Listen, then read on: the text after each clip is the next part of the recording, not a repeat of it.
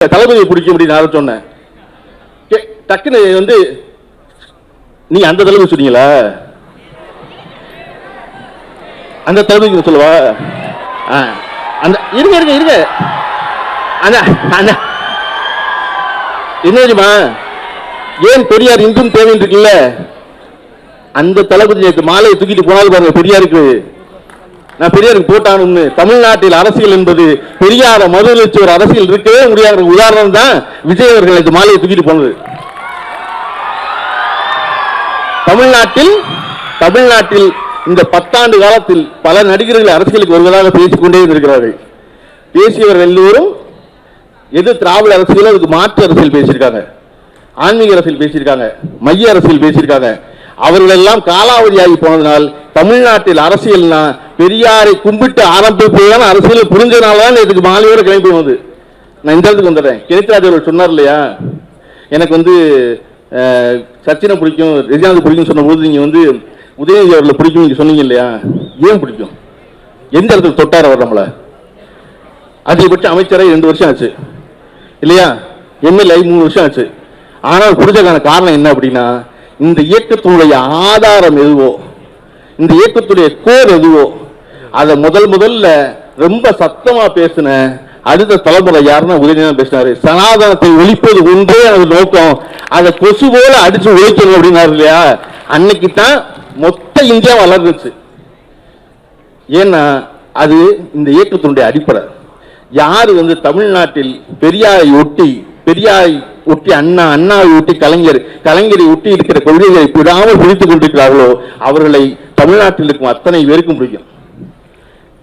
அவன் சாமி கும்பிடுவான். அவன் வீட்டுக்குள்ள பொண்ணு அடிமையா வச்சிருப்பானா? அறியாம அடிமையா வச்சிருப்பான். சமூக உரிமை வழங்குவானா? வழங்க மாட்டான்.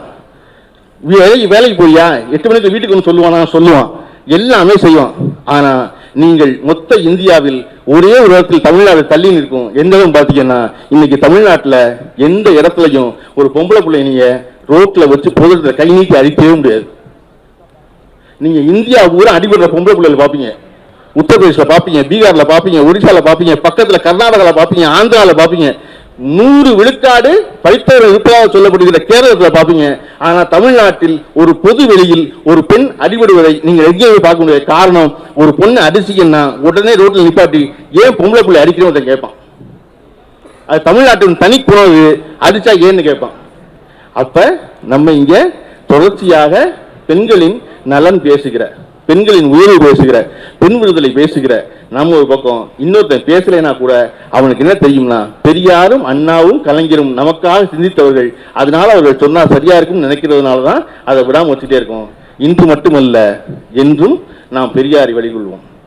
உங்களுக்கு ஏதாவது சந்தேகம் வந்தா எப்படி எடுத்து பார்க்கறதுக்கு ஒரு சட்ட புத்தகம் வேணுமோ அப்படி உங்களுக்கு யாரை பின்பற்றணும் யாரை பின்பற்ற வேண்டாம் அப்படின்னு குழப்பம் இருக்கும் இல்லையா. சகோதரி மதுவனி சொன்னாங்க, எல்லாரும் அரசியல் வச்சுக்கங்க அப்படின்னு. எல்லாரும் வச்சுக்கங்க, ஆனா யாரை ஃபாலோ பண்றது, யாரை ஃபாலோ பண்ணக்கூடாதுன்னு கேள்வி இருக்கும் இல்லையா. எவரெல்லாம் பெரியாரை பற்றி அவதூறாக பேசுகிறார்களோ அவர்கள் எல்லாரும் உங்களுக்கு எதிரானவர்கள். அவர்கள் சிம்பிள், அது அந்த கிராமர். ஏன்னா பெரியார் இந்த நலன், நம்முடைய பெண்களின் நலன் பேசினவர், மாநிலத்தின் நலன் பேசினவர். அவரை ஈர்த்து பேசுறான் ஒருத்தன் அப்படின்னா அவன் நமக்கு எதிரானவன் அப்படின்னு நம்ம தெரிஞ்சுக்கலாம். நீங்க தொடர்ச்சியாக பெரியாரை அறிந்து கொள்வதற்கு, பெரியாரை ரசிப்பதற்கு, பெரியாரை படிப்பதற்கு வழி என்ன அப்படின்னா, உங்களிடம் இருக்கும், உங்கள் கூட பழகும், உங்களோடு நட்பாக இருக்கும் ஒருத்தரை நீங்கள் எப்படி நடத்தப்பட வேண்டும் என்று விரும்புகிறீர்களோ, உங்களுக்கு என்ன மரியாதை கிடைக்க வேண்டும் நினைக்கிறீர்களோ அதே மரியாதையோடு உங்கள் பக்கத்தில் போன நடத்தினால் அதைத்தான் பெரியார் சொன்னது. நீங்கள் எல்லோரும் பெரியாரின் பிள்ளைகளாக அந்த கணத்திலிருந்து மாறுவீர்கள். தொடர்ந்து எல்லோரும் பெரியாரின் பிள்ளைகளாக இருப்போம் என்று சொல்லி வாய்ப்பு கொடுத்த அத்தனை பேருக்கு நன்றி சொல்லி விடைபெறுகிறேன்.